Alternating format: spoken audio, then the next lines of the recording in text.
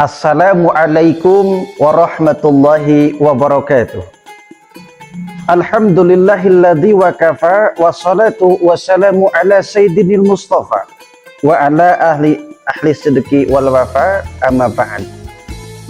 Hadirin rahimakumullah, pertama-tama dan yang paling utama, marilah kita panjatkan puja dan puji kita ke hadirat Allah Subhanahu wa taala, yang mana beliau sudah memberikan beribu-ribu kenikmatan kepada kita semua, terutamanya yaitu nikmat iman dan nikmat Islam. Salawat dan salamnya Allah senantiasa tersampaikan kepada baginda kita, Habib tertinggi, manusia termulia, yakni Nabi Muhammad sallallahu alaihi wasallam.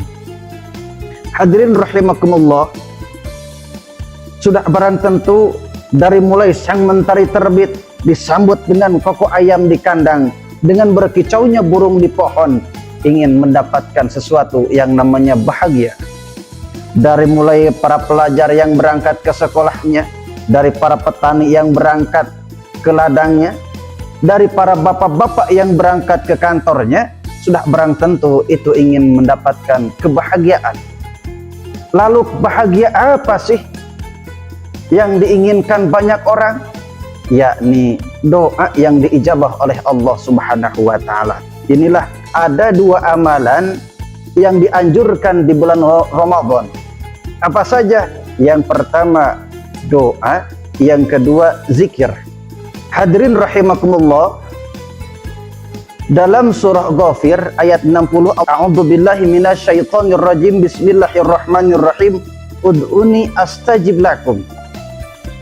Ini mengisyaratkan dalam tafsir Ibnu Katsir menjelaskan bahwa ayat ini hadhil ayat amara minallahi ta'ala li ibadihi du'a. Allah Subhanahu wa taala membicarakan bahwa ini adalah merupakan perintah Allah Subhanahu wa taala terhadap hambanya, harus berdoa kepada Allah Subhanahu wa taala. Kalau seandainya sudah berdoa, kata Allah akan diijabah. Dan kalau sudah diijabah, a'dhamul ibadah, doa merupakan yang paling agung dalam beribadah. Hadirin rahimakumullah, dalam kitab Syafatut Tafasir karya Imam Muhammad Ali As-Sahubuni menyatakan, ayat ini menjelaskan bahwa pertama perintah Allah, yang kedua adalah janji dari Allah Subhanahu wa taala.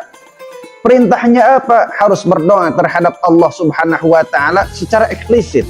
Yang kemudian yang kedua, janji Allah Subhanahu wa taala, jikalau kita berdoa terhadap Allah Subhanahu wa taala, makanya akan diijabah. Sesuai yang lainnya dalam kitab Tanbihul Ghafirin karya Muhammad Ibrahim As-Samarqandi, kalau seandainya ingin mendapatkan karomah dari Allah Subhanahu wa taala, fa'aksiru doa, perbanyaklah doa. Apalagi ini di bulan Ramadan, doa mustajabun, doanya bakal diijabah dan dilipat gandakan. Lalu pertanyaannya, doa apakah yang dianjurkan oleh Rasulullah Sallallahu Alaihi Wasallam di bulan Ramadan ini? Salah satunya yang diriwayatkan oleh Imam Tirmidzi, doa yang harus dipanjatkan oleh kita di bulan Ramadan, yakni Allahumma innaka afuwun karim tuhibbul afwa fa'fu anna ya karim. Itulah yang pertama. Yang kedua adalah Rabbighfirli wa tub alayya innaka antat tawwabur rahim. Yang ketiga ialah dari surah Al-Baqarah, Rabbana atina fid dunya hasanah wa fil akhirati hasanah wa qina adzabannar. Yang kedua, amalan yang harus dianjurkan di bulan Ramadan adalah zikir. Dalam surah Al-Anfal ayat 2, Allah Subhanahu wa taala berfirman, a'udzubillahi minasyaitonir rajim, bismillahirrahmanirrahim. Innamal mu'minuna alladzina idza dzukirallahu wajilat qulubuhum wa idza tuliyat 'alaihim zadatuhum imana. Dalam tafsir Jalalain dikatakan, wa idza dzukirallahu wajilat qulubuhum, ialah khafat minhu, takut dari Allah, takut dengan Allah Subhanahu wa taala kalau kita tidak berzikir.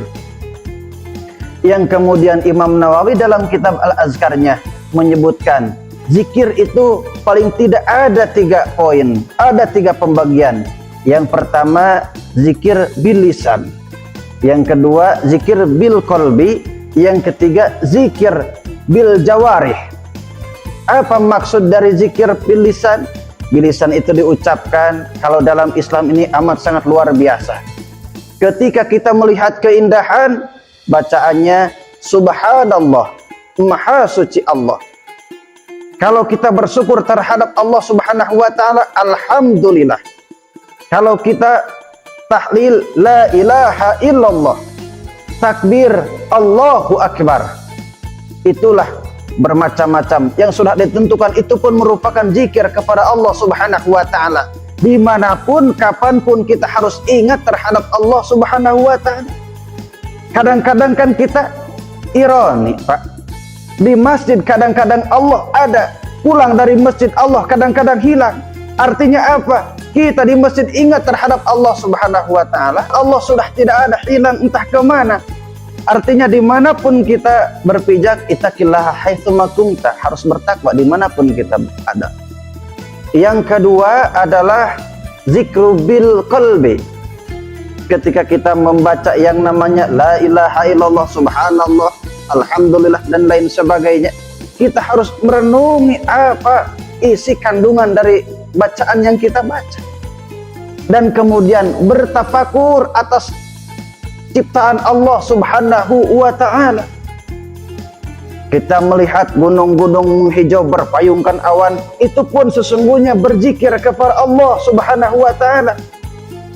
Ketika melihat padi-padi tersusun rapi laksana hamparan permadani, itu pun merupakan zikir terhadap Allah Subhanahu wa ta'ala.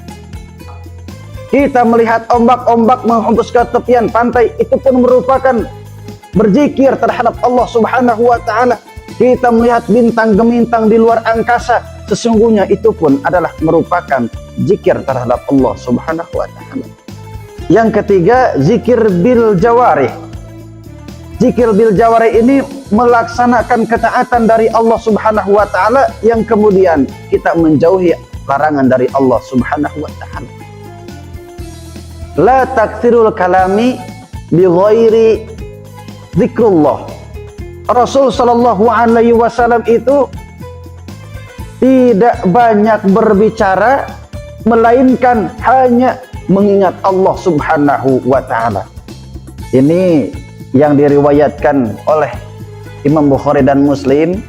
Sabda Rasul sallallahu alaihi wasallam, kalimatani khafifatani 'ala nas wa thaqalatani fil mizan wa habibatani ila rahman, subhanallahi wa bihamdi, subhanallahil azim. Ada kata Rasul sallallahu alaihi wasallam, ada 2 kalimat yang gampang diucapkan oleh manusia, akan tetapi berat dalam timbangan dan amat sangat dicintai oleh Allah Subhanahu wa ta'ala. Apa kalimat tersebut? Subhanallahi wa bihamdi, subhanallahil azim.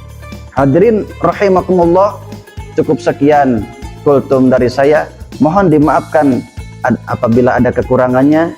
Wallahu muwaffiq ila aqwamit thoriq. Wassalamualaikum warahmatullahi wabarakatuh.